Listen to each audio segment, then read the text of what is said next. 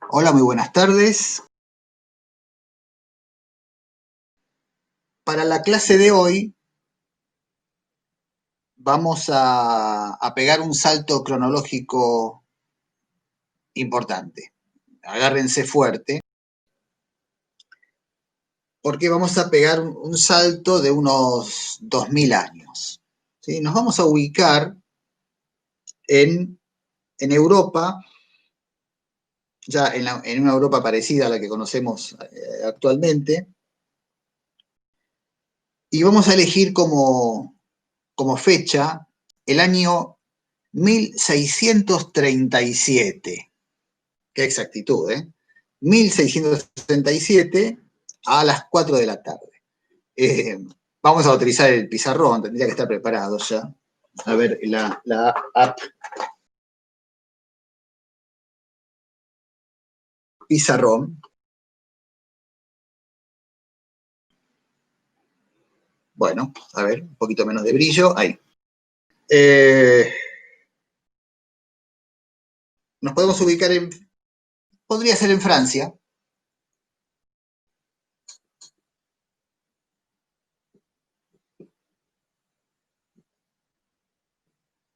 Año 1637, ya vamos a ver por qué ese año y por qué a esa hora. El último autor que leímos antes del parcial fue Aristóteles. Aristóteles murió, lamento informarles, disculpen si no lo sabían, que lamentablemente Aristóteles falleció. Bueno, pero falleció en el año 322,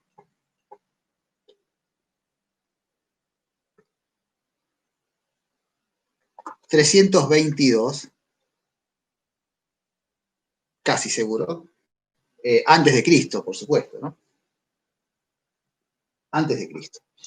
Así que tenemos 2000 años de diferencia en números redondos entre el, el último autor leído y el primero que vamos a leer ahora. Entonces, para ubicarnos, para comprender mejor de qué se trata esto que vamos a leer hoy, lo vamos a leer después del recreo, veamos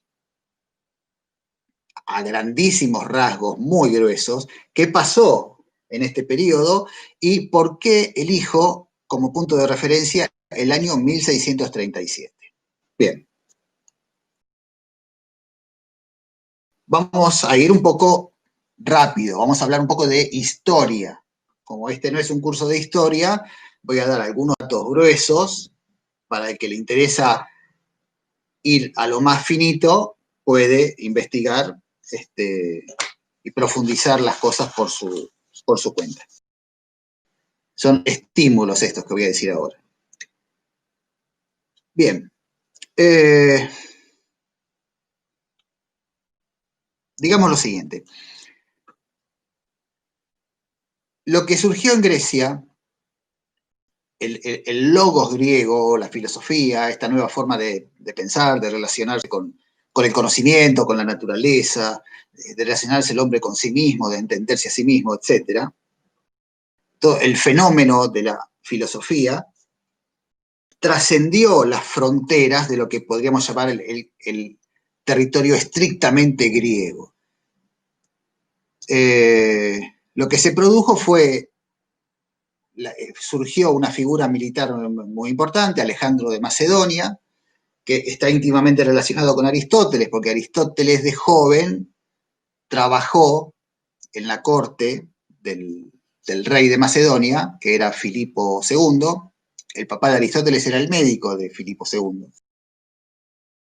Y el rey Filipo II, no confundir con Felipe II, ¿no? Que ese es el rey de España, más cercano a esta fecha. No, Filipo II de Macedonia. El rey, preocupado por la educación de su hijo, le quiso conseguir un buen preceptor, un profesor privado, y contrató a Aristóteles, al hijo del médico. O sea que Aristóteles fue maestro particular, trabajó de eso, se ganaba sus mangos para pagarse los estudios. Fue maestro particular de un muy joven, adolescentito, Alejandro Magno. Después Aristóteles se avivó y puso una escuela privada y ahí seguramente ganó mucho más plata, ¿no? El famoso liceo que fundó en Atenas. Pero olvidémonos ahora de Aristóteles, quedémonos con Alejandro Magno, que se lo llama Magno justamente porque lo que hizo fue expandir el territorio griego, venció el imperio persa y llevó el dominio político griego hacia un territorio gigantesco como no había sucedido hasta ese momento en la historia. Digamos que lo llevó hasta la India, hasta el río Indo. No abarcó toda la India, pero sí la parte más occidental de la India. Acá tengo un pequeño mapita, más o menos para que tengan una idea. Miren, lo que es Grecia es esto que está acá nada más. El territorio que hoy llamamos Grecia, ¿no? Y todo lo que está pintado son las conquistas de Alejandro de Macedonia, ¿no? Incluso parte del norte de África, que es esto que está acá. Bien. En todo ese territorio, Alejandro de Macedonia impuso el dominio griego, el dominio militar, y también impuso la lengua griega. Y al imponer la lengua, impuso la cultura griega, ¿no? Una lengua no es solamente, imponer una lengua nueva no es solamente cambiar las palabras con las que la gente llama a las cosas, sino que un lenguaje nuevo es también una forma de interpretación de la realidad, de nombrar, no cada cosa en particular. Es algo mucho más complejo, un lenguaje es una cultura. Y entonces, en todo este territorio que vimos recién, se impuso el logos griego. No solamente palabras griegas, logos quiere decir palabra, pero también quiere decir discurso, quiere decir razonamiento, argumentación. Se impuso una nueva forma de pensar, que era la que había nacido y desarrollado y se había consolidado en Grecia. Bien. El imperio griego duró muy poco, muy poco tiempo, porque Alejandro Magno murió muy joven. Fíjense lo que hizo este tipo, ¿no? Conquistar todo este territorio, y cuando nos enteramos que el tipo murió a los 30 y no sé cuántos años, 32, 33, como Mozart o como Cristo, a uno le da ganas de ponerse a llorar en un rincón. Pero bueno, el imperio macedonio, el imperio de Alejandro Magno, no sobrevivió a su fundador, a su general, a su figura, y cuando Alejandro Magno murió, se disgregó. Justamente los distintos colores que están en este mapa indican los distintos sectores que se independizaron, digamos, después de que Alejandro Magno murió. Pero en todos ellos siguió vigente la lengua y la cultura griega.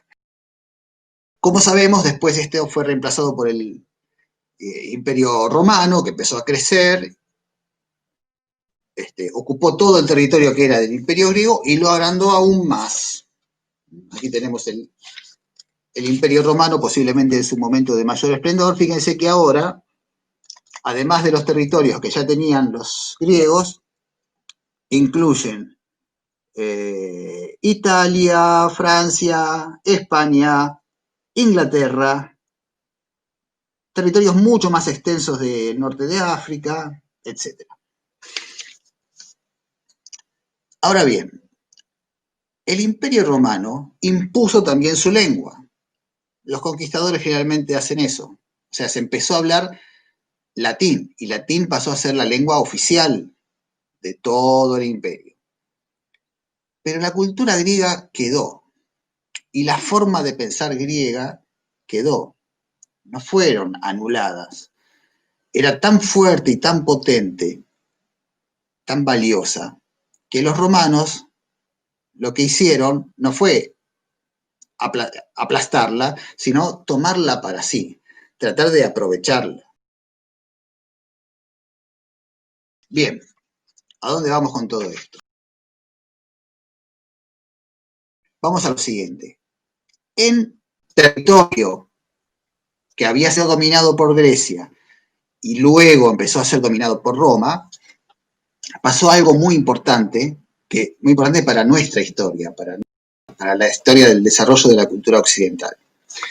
Más precisamente en el territorio llamado Palestina, surgió una nueva religión, el cristianismo. El cristianismo surgió en un territorio dominado políticamente por los romanos, incluso dominado, bueno, claro, las leyes que regían las romanas, etc. Pero culturalmente ese territorio era griego. A ver, culturalmente era judío, por supuesto, pero teniendo en cuenta las invasiones que habían surgido, lo que quiero destacar es que además de la cultura judía, estaba vigente también y muy fuerte la cultura griega. O sea, los sabios judíos habían también adoptado la lengua y la forma de pensar, los intelectuales judíos, ¿no? La lengua y la forma de pensar griega. Pensemos que el cristianismo surge, claro, de tradición judía, pero surge culturalmente griego. Surge pensado en griego, hablado en griego. Ya simplemente decir Cristo, Cristo es una palabra griega que significa ungido, iglesia es una palabra griega que significa asamblea. Cuando los griegos se reunían a votar para sus cosas políticas, ¿en dónde se reunían? Eso era la eclesia. Bien. Los evangelios, especialmente el Evangelio de Juan. Los otros tres evangelios posiblemente hayan sido escritos primero en arameo, pero muy rápidamente se tradujeron al griego. Pero el comienzo del Evangelio de Juan, para los que no lo recuerdan o no lo saben, en el principio era el verbo. Listo, nombré 5 palabras. ¿Cómo escribió el evangelista esto? En donde dice principio escribió argé. Y donde dice verbo escribió logos. Escribió argé y logos. Y no es simplemente que lo escribió con palabras griegas. No, pensado en griego. Y todo lo que vino después, toda la teología cristiana, es un desarrollo griego de esta religión que surgió de una tradición judía. Bueno, ¿por qué digo todo esto? Bueno, si me tienen paciencia ya vamos a llegar. Pero bien, pasan 2 o 3 siglos más y en Roma sucede algo muy importante, en la capital del Imperio Romano. ¿Sí? Todos sabemos que los cristianos eran perseguidos, el Coliseo, los leones, las películas, los gladiadores, todo eso. Bien. Pero en el siglo IV, a comienzos del siglo IV, sucede un hecho político impresionante desde el punto de vista de lo que eso produjo en el desarrollo de la cultura occidental hasta nuestros días. ¿Qué fue lo que sucedió? Bueno, el emperador Constantino declara una especie de libertad de religión, las religiones dejan de ser perseguidas, o sea, el cristianismo no se ven más obligados a esconderse en las catacumbas, esas cuevas que había en las afueras de Roma, donde se reunían en secreto, etc. Pueden practicar su culto a la luz del día, dejan de ser perseguidos, pero unas décadas más tarde, el cristianismo no solo deja de ser perseguido, sino que, y aquí viene el momento clave, lo que hace Constantino es declarar al cristianismo como religión oficial del imperio. Es decir, el imperio, el poder político, hace una alianza con una religión, el cristianismo, y entonces el cristianismo pasa a tener una preponderancia en la cultura, no de la ciudad de Roma, sino del Imperio Romano. Es importante esto porque el hecho de que el cristianismo pasara a ser una religión oficial del Imperio Romano produjo un cambio, un cataclismo, un cambio muy fuerte a nivel cultural. ¿Cuál es ese cambio? Pues, por primera vez pasó algo, por primera vez en el centro de la escena se ubica un elemento que nunca había estado presente desde el origen del logos griego, desde los presocráticos, desde Platón, desde Aristóteles. ¿Cuál es ese elemento?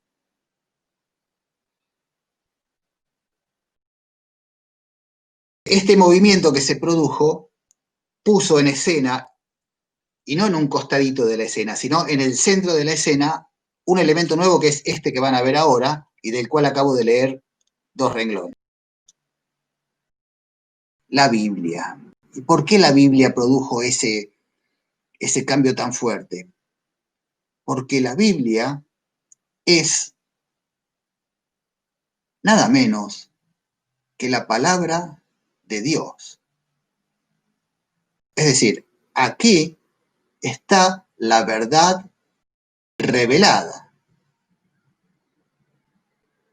Y eso es un cambio muy fuerte porque a ningún griego se le hubiese ocurrido jamás que la verdad podía ser encontrada en una hoja escrita o en muchas hojas escritas. Para un griego, la verdad era algo que había que investigar, que había que buscar, no estaba al alcance de la mano. No bastaba con saber leer y abrir la hoja correcta de un libro que contiene todas las verdades. No, los libros hay que escribirlos uno, decía el griego. Los libros los escribo yo según las investigaciones que yo trato de hacer para acercarme a una verdad que por ahí es inalcanzable. Pero por lo menos lo que hago es alejarme de la ignorancia y acercarme a la verdad, aunque no pueda tenerla, etc. Eso ya lo vimos, ese planteo. Me preguntan acá si incluía los Nuevos Testamentos. El Nuevo Testamento se fue incluyendo en los primeros años del cristianismo, por supuesto, pero no importa eso, porque se consideró también palabra revelada el Antiguo Testamento. Por ejemplo, todo el Génesis, todo el Pentateuco, todos los profetas, toda la Biblia, todas las sagradas escrituras de la tradición judía, más los nuevos libros que escribieron los cristianos, los 4 evangelios, escribieron muchos evangelios, de los cuales se seleccionaron 4 y se dijeron, bueno, estos 4 son la verdad revelada, las cartas escritas por los apóstoles, el libro del Apocalipsis, los hechos de los apóstoles, bueno, todo eso se empezó a considerar verdad revelada. O sea, libros escritos bajo la inspiración divina por el Espíritu Santo. Bueno, la explicación de cómo no nos interesa. La cuestión es que aquí está la verdad.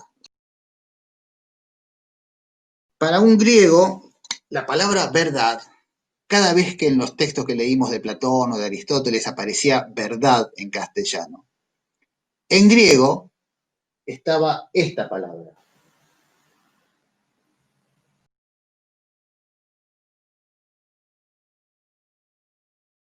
Escrito con letras griegas, por supuesto, ¿no? Aletheia, que, para hacerla corta, quiere decir algo que ha sido develado. ¿Sí? La A es una negación de lo que viene después, en griego funciona así, como cuando decimos apolítico, Cuando decimos apolítico estamos hablando en griego. Político es una palabra griega y negar con una A adelante es hablar en griego. Entonces cuando decimos que alguien es apolítico o amoral o a lo que sea, estamos utilizando categorías griegas de habla. Y aletheia es la A niega lo que viene después. Y lo que viene después es un velo. Un velo. ¿Sí? Es decir, que para un griego la verdad está atrás de un repasador, bueno, de un velo, y lo que tiene que hacer el investigador es tratar de correr el velo para ver si atrás hay algo y qué es eso que está detrás. Después los griegos no estaban de acuerdo en si atrás había algo y qué había. Ya sabemos que Gorgias decía, vos corré el velo todo lo que quieras y atrás no hay nada. Ni siquiera hay un velo, te podría llegar a decir. En cambio, Platón y Aristóteles decían, no, momento, vos corres el velo y atrás hay algo. No te hagas el fiaca, tomate el trabajo de buscar el velo, correlo y fíjate lo que hay. Esas eran las discusiones de los griegos. Pero a nadie jamás se le hubiese ocurrido que la verdad iba a estar revelada. ¿Sí? No velada, sino revelada. Acá está. Acá está la verdad. Eso fue un elemento totalmente novedoso que trastocó la forma de pensar, la forma de producir conocimiento, la forma de hacer ciencia. ¿Y de qué manera la trastocó? ¿De qué manera trastocó la forma de pensar y la forma de producir conocimiento y la forma de relacionarse con el conocimiento? Bueno, en el sentido de que a la verdad no hay que ir a buscarla, no hay que investigar en otro lado que no sea lo que la autoridad, la voz de la autoridad, nos dice que es la verdad. Quiero decir, lo que empezó a regir en Occidente, no en Roma, en Occidente, lo que empezó a regir es algo que hasta ese momento no había estado nunca vigente, que es el principio de autoridad. ¿En qué consiste el principio de autoridad? ¿Cómo funciona? Bueno, podríamos decirlo de esta manera. El principio de autoridad funciona de tal manera que para poder saber qué es verdad y qué es mentira, qué es lo bueno, qué es lo malo, qué es lo que hay que hacer, qué es lo que no hay que hacer, hay que consultar a la autoridad. Y la autoridad es la que nos dice las respuestas. ¿A quiénes? A los pobres perejiles como nosotros, que no somos la autoridad. Somos los ciudadanos de a pie. Bien. ¿Quiénes son la autoridad? Bueno, en primer lugar, las autoridades religiosas. Y en primer lugar, la Biblia, porque aquí está la palabra de Dios. La máxima autoridad es Dios, pero como con Dios no podemos hablar directamente, no nos habla al oído, pero gracias a Dios, Dios se tomó la molestia de dictarle a muchos hombres durante siglos sus palabras para que nosotros las podamos leer. Entonces, al no tener contacto directo con Dios, la Biblia sería la autoridad máxima, es la palabra de Dios. Como Dios no puede mentir y todas esas cosas, entonces ahí está la verdad revelada. Pero de ahí se desprende toda una escala de autoridades, entre las cuales, por ejemplo, por supuesto está el Papa, representante de Dios sobre la tierra, la teología. Fíjense, ustedes ya saben que la teología no la inventó el cristianismo, sino que la teología ya estaba, teología es una palabra griega, ya el mismo Aristóteles habló de la filosofía como teología o de la metafísica como teología. Eso lo vimos en el capítulo 2 de la metafísica. Pero la irrupción de un libro sagrado trastocó eso. La teología dejó de ser la teología natural, de los griegos y pasó a ser teología revelada. ¿Qué diferencia hay entre una y otra? Bueno, entre una y otra la diferencia es que la teología natural es el estudio acerca de la divinidad hecho desde las propias fuerzas de la inteligencia humana y sin ningún otro auxilio. Sin nadie que haya subido al cielo y haya bajado para contarnos algo, etc. Simplemente con la sola fuerza de la inteligencia o del logos o de la razón. Eso es lo que hicieron Platón, lo que hicieron Aristóteles y lo que hicieron todos los griegos y los no griegos que se preocuparon por esos temas de pensar, escribir, analizar acerca de la divinidad. ¿Existe, no existe? ¿Cómo? ¿Qué propiedades tiene? ¿Qué cualidades? Etcétera. ¿Cómo nos relacionamos con ella? Muy bien.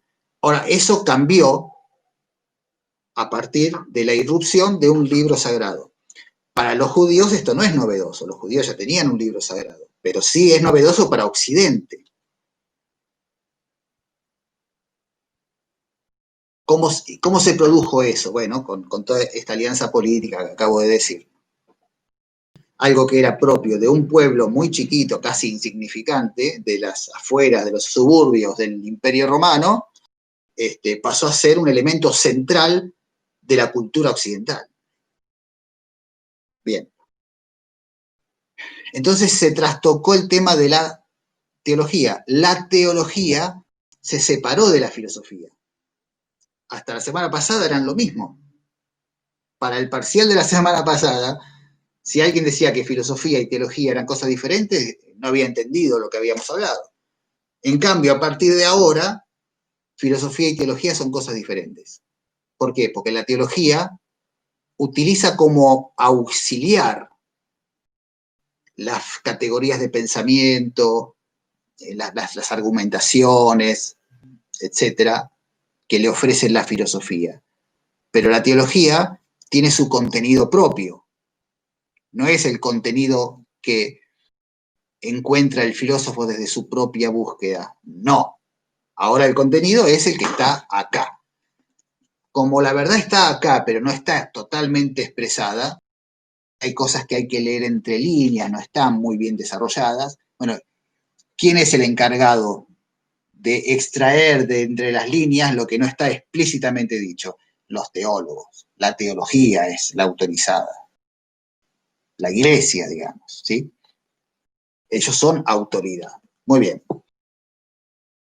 Entonces, tenemos esa serie de autoridades. También están las autoridades políticas. Pensemos que durante siglos y siglos la palabra de la autoridad política era la ley. Y si la autoridad política, el rey, el príncipe, el cónsul, el emperador, como se llame en cada lugar, ¿no? La autoridad política determinaba que alguien era culpable o que alguien era inocente o que a tal le concede tales tierras o no se le concede y se las quita o se lo mata o lo que sea. ¿Quién se lo podía discutir? Era la autoridad. Y aunque un día dijera una cosa y al día siguiente dijera otra, y después pasaran los archivos por TBR y todo eso, las contradicciones, no importaba nada. Lo que dice el tipo, la autoridad, es la verdad, es lo que sucede, es lo real. Fíjense la palabra real, que tiene que ver con la realeza y con la realidad. Lo que dice el rey es lo real. ¿Qué otra posibilidad cabe? Bien. Entonces tenemos la autoridad política, la autoridad religiosa, que, al igual que había sucedido en el 300 y pico, cuando el cristianismo pasó a ser la religión oficial, en ese momento, por conveniencia mutua, se aliaron, ¿no? Al emperador le vino bien que aliarse con el poder religioso, y al poder religioso, por supuesto, también le vino muy bien tener el apoyo político. Pero pero durante siglos eso siguió sucediendo así. Digamos, ¿por qué la palabra del rey era lo real? Lo pregunto de otra manera. ¿En qué se fundamentaba la autoridad de las autoridades políticas? Del rey, del emperador, del cónsul, del príncipe, etc. ¿En qué se fundamenta? ¿Por qué el hombre de a pie tenía la obligación de obedecer lo que dijera ese, aunque dijera la gansada más grande? En última instancia, ese poder político estaba respaldado por el poder religioso. Quiero decir, se suponía que era Dios, la voluntad de Dios, la que decidía que tal familia reinante gobernara en tal territorio. ¿Sí? Es lo que se llama el derecho divino. Por lo tanto, no obedecer lo que el rey dice es contradecir la voluntad divina. Y intentar hacer una revolución, intentar atentar contra ese poder, era, bueno, una herejía. Era atentar contra un poder que había sido puesto allí por voluntad divina. O sea, el poder político y el poder religioso se sostenían mutuamente. Mucho más era lo que el poder religioso sostenía al poder político, y ya sabemos que, por ejemplo, en el acto de asunción de una nueva autoridad política es lo importante que es que esté presente, si se puede, el Papa, mejor. Y si no, bueno, el obispo, un representante, pero alguien del poder religioso. Y esto no es solamente en el cristianismo, en muchas culturas pasa algo muy semejante. Estamos hablando de nuestra situación particular, de lo que nos interesa a nosotros, pero no es algo que sucede solamente en Occidente y con el cristianismo. Bien. Tengamos en cuenta todos estos elementos que son importantes para llegar a este año, ¿sí? Al año 1637. Y bueno, y vayamos a ese año. ¿Qué tenemos que decir del año 1637? ¿Por qué elegí ese año? Bueno, en ese año, René Descartes, que es el autor que vamos a empezar a leer, escribe y publica una obra bastante sencilla, pero de una contundencia que provocó un cambio muy fuerte en el desarrollo de la cultura occidental. Esa obra se llama Discurso del Método. ¿Y por qué es tan importante el discurso del método? Les voy a leer el comienzo, el primer parrafito del discurso del método. Y se van a dar cuenta, o nos vamos a dar cuenta juntos, de la importancia que tuvo este texto para el desarrollo de la cultura.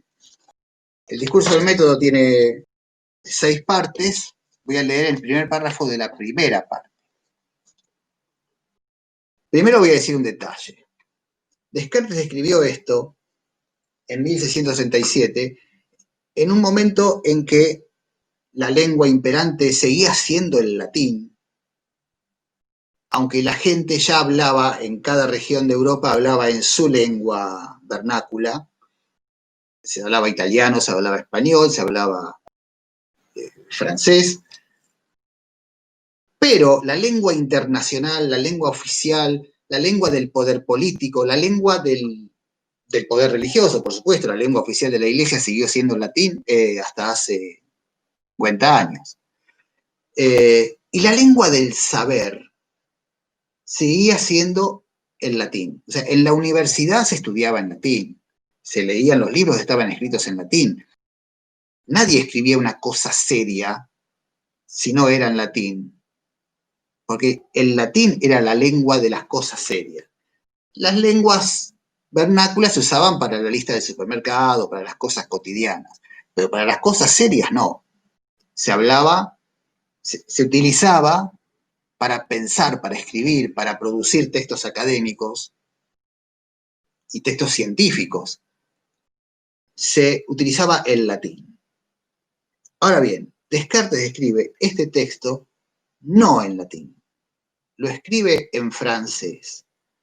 Quiere decir, lo escribe en la lengua de la gente común.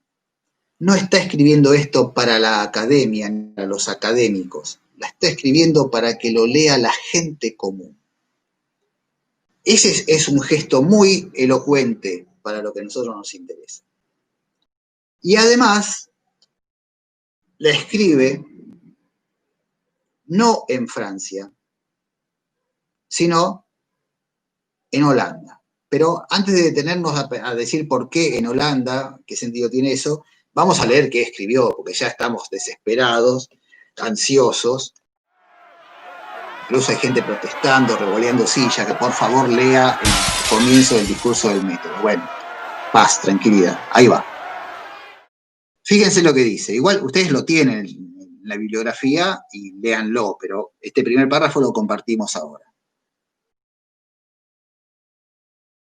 Comienza así. El buen sentido es la cosa mejor distribuida del mundo. Esa es la primera frase famosa. Es como la primera frase del Martín Fierro o del Quijote o de la metafísica de Aristóteles. El buen sentido es la cosa mejor distribuida del mundo. Ahora, claro, ¿qué es el buen sentido? ¿A qué llama? ¿De qué está hablando con el buen sentido? Lo dice unos rengloncitos más abajo. Voy a saltear esos rengloncitos y voy ahí. Y dice, la capacidad de juzgar bien y de distinguir lo verdadero de lo falso, que es propiamente lo que se llama el buen sentido o la razón, es igual por naturaleza en todos los hombres. Momento. Ya esto es un baldazo de agua, es una estocada a un elemento central de la cultura occidental de ese momento.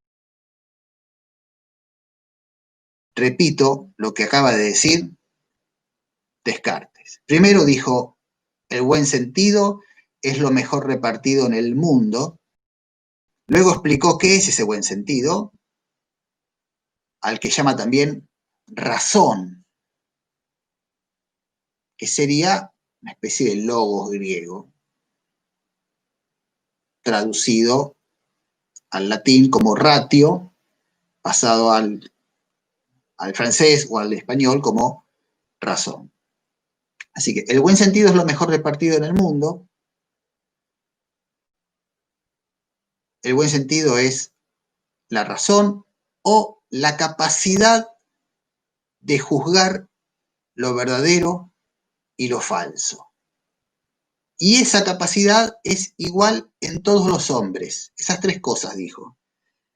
Por si no lo notan, y si todavía no se les puso la piel de gallina y no sienten una corriente eléctrica por la columna vertebral, lo que está haciendo Descartes es tirar un misil directamente al principio de autoridad.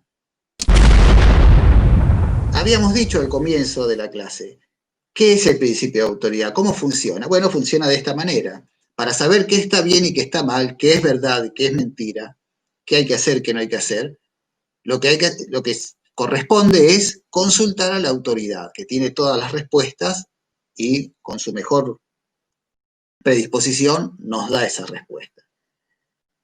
Y acá lo que está diciendo Descartes es completamente diferente y contrario a eso. Es un planteo subversivo. Lo que está diciendo es que no hay que preguntar más a la autoridad. ¿Por qué? Porque la capacidad de razonar es igual en todos los hombres, está en todos nosotros. Podemos pensar por nosotros mismos, podemos juzgar si algo es verdad o es mentira, si algo está bien o está mal, sin tener que preguntar a otro. Eso es el discurso del método. Eso lo publica en 1637. Pero, ¿y por qué? A ver, vamos a detenernos un poco en esto. ¿Qué está pasando en 1637, digamos, en esa época, en esos años? Bueno, se había empezado a producir lo que se conoce como la revolución científica. Las figuras de Galileo Galilei, Copérnico, Kepler, o sea, los tipos que empezaron a forjar una nueva física, una nueva astronomía, o sea, una ciencia moderna. Una ciencia moderna que estaba empezando a contradecir la tradición, lo que la autoridad sostenía.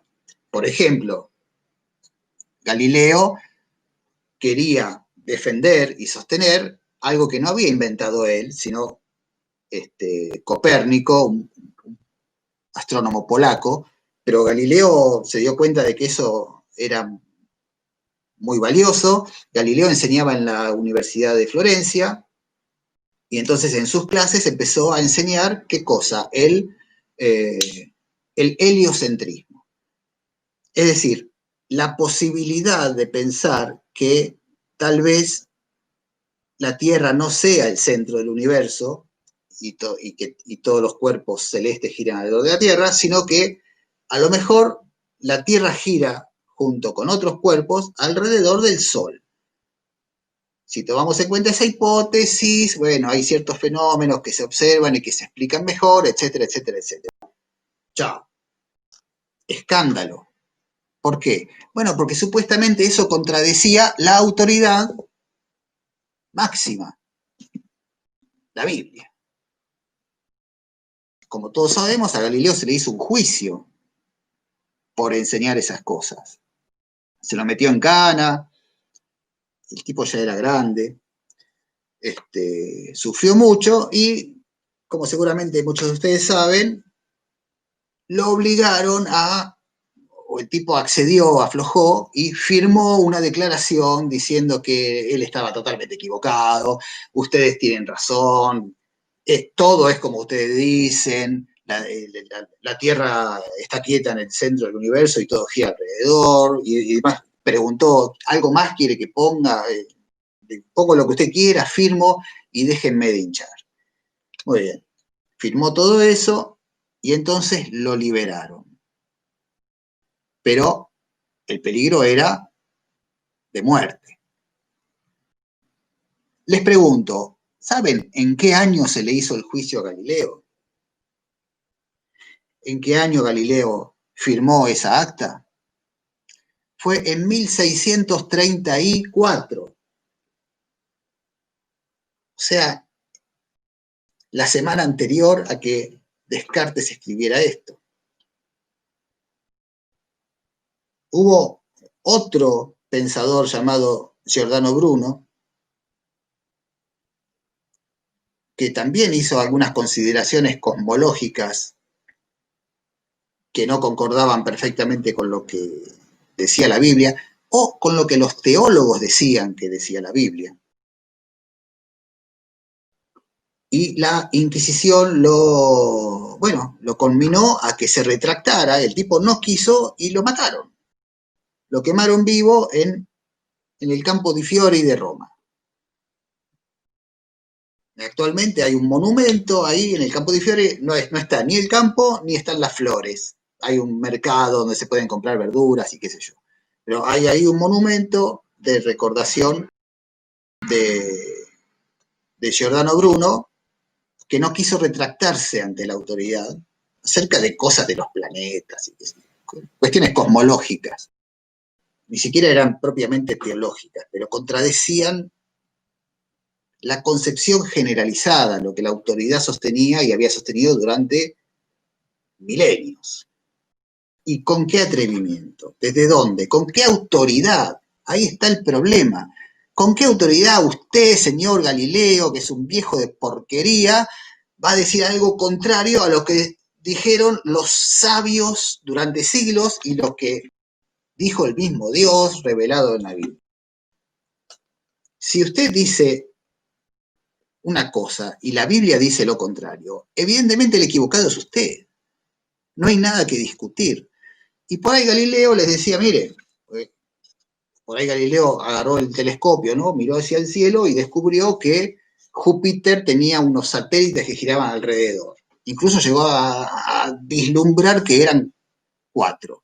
Y ahí empezó un problema, diciendo, ¿cómo? Entonces hay cuerpos que giran alrededor de un planeta que no es la Tierra. No es que todo gira alrededor de la Tierra. Sin embargo, yo estoy viendo que alrededor de Júpiter giran 4 cuerpos, 4 satélites, 4 lunas. ¿Cómo puede ser? En el juicio, Galileo le decía, bueno, señores, pero si no me creen a mí, miren ustedes mismos. Fíjense, hagan las observaciones. Y el tipo dice, pero señor Galileo, este es un cucurucho, un cartón de las bolsas del freezer. ¿Cómo voy a mirar por ahí? Bueno, señor, es un telescopio. Para la clase no conseguí un telescopio, tengo esto. Pero usted mire por el telescopio. Y el tipo dice, no, ¿cómo voy a confiar en un aparato que puede estar endemoniado, que puede deformar lo que me muestra? Aparte, ¿con qué necesidad? ¿Con qué necesidad voy a tener que estar observando todas las noches, haciendo anotaciones? Si las anotaciones ya están hechas, y por alguien mucho más confiable que usted y que yo, que es Dios. No insista, Galileo, usted está equivocado. Bueno, así funcionaba, un poco grotescamente, caricaturescamente, el principio de autoridad. Claro, gente como Descartes, como Descartes, pero bueno, entre nosotros es Descartes. Gente como Descartes decía, si no rompemos con el principio de autoridad, la ciencia no tiene futuro. O sea, la ciencia era algo todavía en pañales, era un proyecto, era algo novedoso, era algo que había que desarrollar.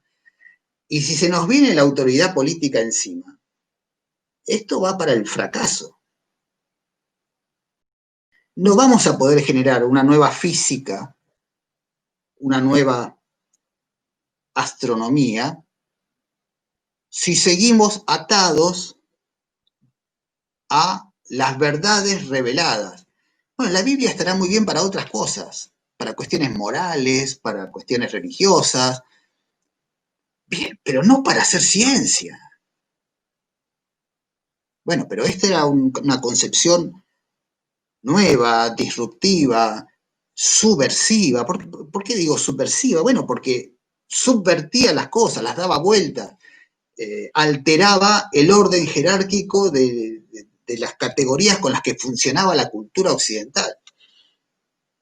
Y ahí viene la explicación de por qué Descartes no escribió esto en Francia y sí lo escribió en Holanda. ¿Por qué Holanda? Podría haber sido otro lugar. Podría haber sido otra ciudad que no fuera Ámsterdam, pero fue ahí. Bueno, porque ahí, como había sucedido un hecho histórico muy importante que no nombramos, pero que todos ustedes conocen, que es la Reforma Luterana, la cristiandad se había dividido en dos, después de muchos siglos. El Papa había perdido poder político sobre un gran territorio europeo, y entonces en esos territorios la Inquisición no tenía jurisdicción, digamos. Sí la tenía en los países latinos que seguían fielmente a Roma, ¿sí? España, Francia, Italia, pero los países germanos, británicos, se separaron, y entonces allí es como que se respiraba un poco más de libertad intelectual, y muy prudentemente Descartes se fue allá para que no le pasara lo mismo que Giordano Bruno o Galileo Galilei. Bien, toda esta historia es apasionante, se podría estar, seguiría hablando y hablando, pero bueno, me tengo que contener. Bien, pero a lo que quería llegar entonces es a esto, al discurso del método. No es un librito cualquiera. Por la forma en que está escrito, en francés, digamos, la intención de Descartes evidentemente era que leyera a la gente común.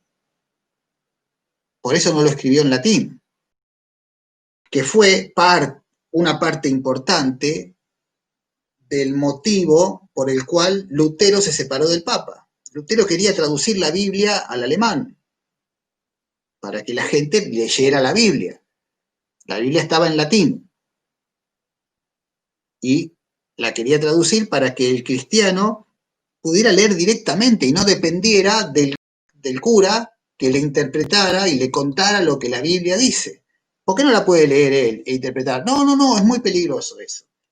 Los teólogos podemos hacer eso. Somos los depositarios de la verdad revelada. La gente común no. La gente común tiene que escuchar lo que nosotros le decimos. Lutero se rebeló contra eso y contra un montón de cosas más. Pero bueno, para nuestro interés se rebeló contra eso. ¿Por qué discurso del método? Discurso es porque es un discurso. Son palabras sucesivas, etc. Pero ¿por qué método? ¿A qué se refiere Descartes con método? Bueno, se refiere a lo siguiente.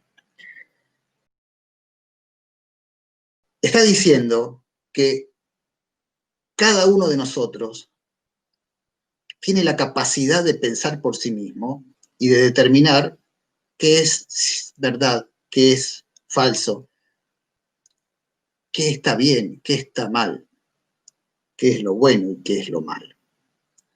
Ahora, como Descartes está atentando contra la autoridad, la está bajando de un ondazo o de un misil, el problema es que al desaparecer la autoridad, que era la que decía por dónde ir, qué pensar, qué contestar, etcétera, qué hacer, al desaparecer eso, se pierden las referencias.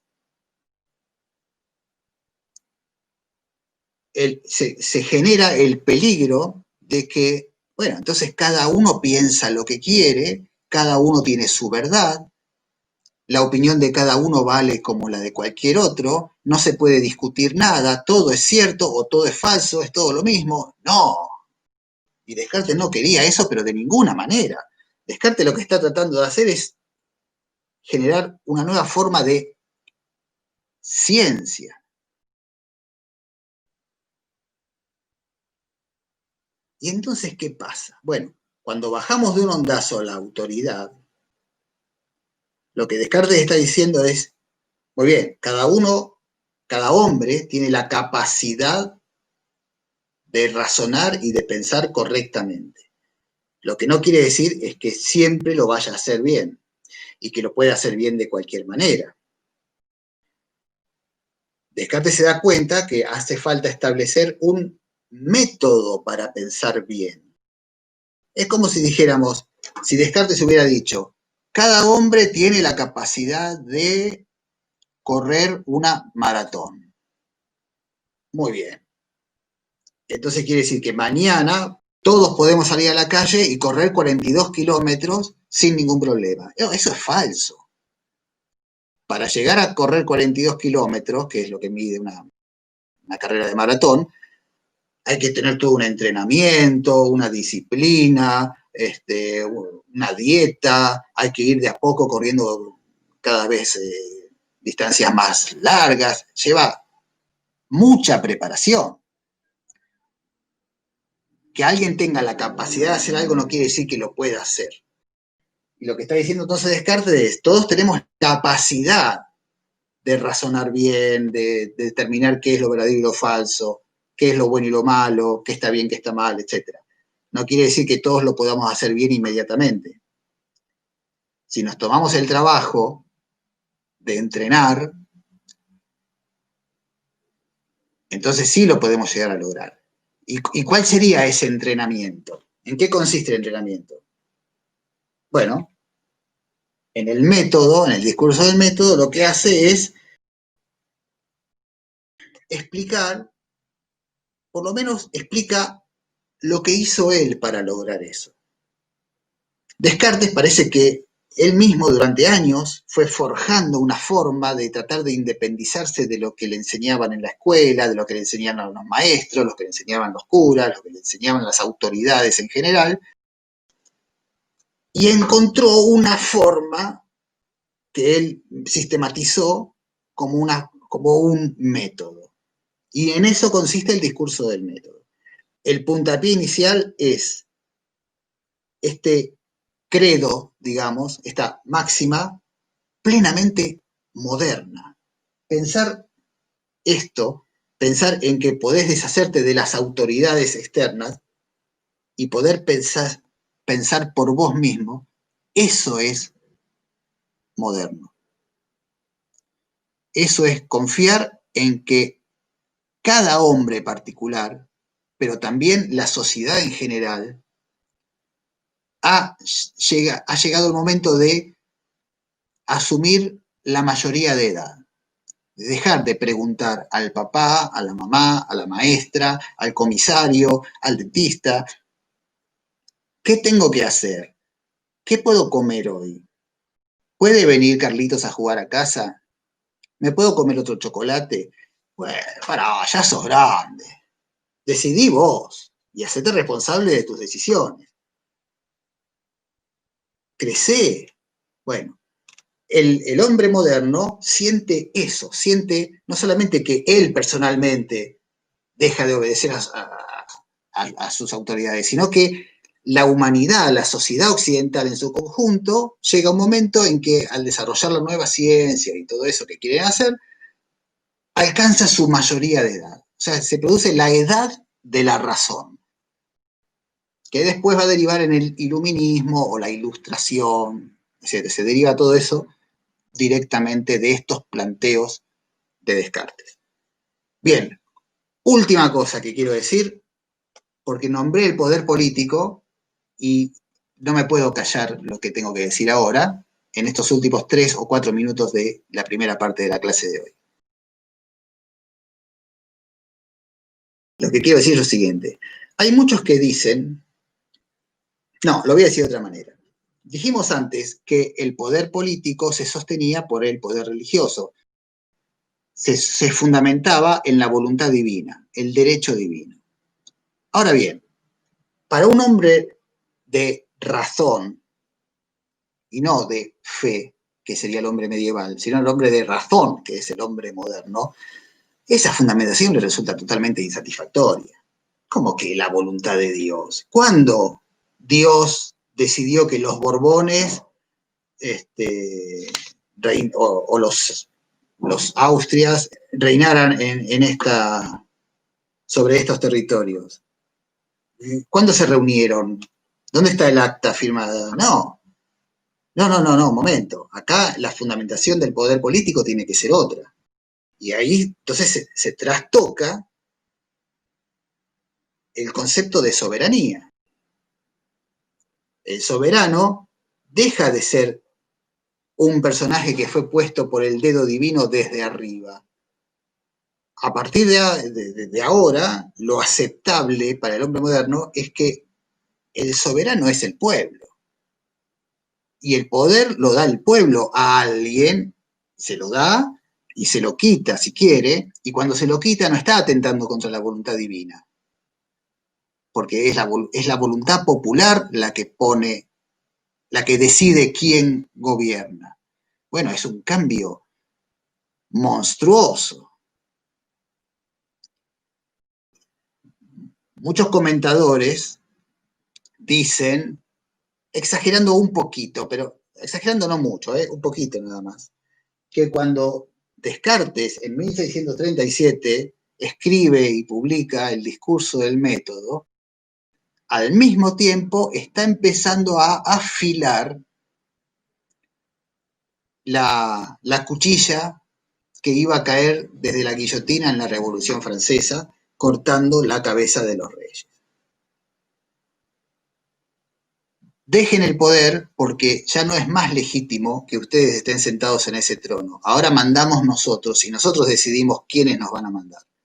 Si el rey se aferró así, y dice, no, yo mando, yo soy el rey. Ah, sí, bueno, muy bien, listo, chao, te cortamos la cabeza. Y eso no fue interpretado como una herejía, como un atentado a la voluntad divina, no, porque ya no se sostenía más desde el punto de vista intelectual, desde la fundamentación teórica, que el poder del que manda desciende desde el cielo. No. Las ideas políticas cambiaron. ¿Por qué? Porque todos somos seres razonables. Somos todos iguales. No hay más gente de primera categoría y gente de segunda.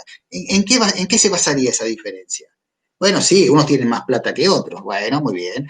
Unos tienen más, unos son más lindos y otros más feos. Sí, en ese sentido no somos todos iguales. Pero en el sentido que nos está interesando, en el sentido de que todos podemos pensar por nosotros mismos, todos somos sujetos de razón, ahí somos todos iguales. Cosa que no sucedió durante toda la antigüedad y durante toda la Edad Media. O sea, las clases sociales no era solamente por diferencia de dinero, sino por diferencia de categoría humana. Un noble era más hombre que un plebeyo, y ni hablar que un esclavo, que ni siquiera no era nada, era un objeto. Y si un noble cometía un determinado delito, bueno, el castigo era un chas en la colita. Pero si un plebeyo cometía el mismo delito, prisión, muerte, lo que sea. ¿Por qué? No, eso no va más, no se sostiene. Ahora ante la ley somos todos iguales, o deberíamos serlo. Pero antes ni siquiera debería serse. No se era y estaba bien, era aceptado. ¿Por qué? Bueno, porque había otra forma de entender las cosas, de fundamentarlas, de teorizarlas. A partir de estos planteos de Descartes, por eso decía al principio, es un planteo subversivo. Y claro que sí. La Revolución Francesa es impensable si antes no hubiese sucedido este cambio de forma de pensar. Y las revoluciones americanas. ¿De dónde salieron las ideas que movilizaron a Belgrano, a Moreno, bueno, y a todos los que impulsaron las revoluciones de la independencia americana a principios del siglo XIX? Eran las ideas originadas en Francia y también en Inglaterra, las ideas ilustradas, de la soberanía surgiendo desde el pueblo. Y si nosotros no aceptamos el poder del rey, bien, el rey se cae, no tiene más poder sobre nosotros. Claro, nos manda los ejércitos, sí, claro, tiene poder de hecho, pero no poder legítimo, porque nosotros no lo aceptamos más. Entonces, ¿qué hay que hacer? Bueno, hay que vencer los ejércitos. Chao. Viene San Martín, organiza ejércitos, los echamos, pero nos mandamos nosotros. Bien, bueno, ahora sí, entonces lo prometido, termino la clase. Hacemos entonces la pausa ahora, nos tomamos nuestros habituales 20 minutos, descansemos un poco y hasta luego.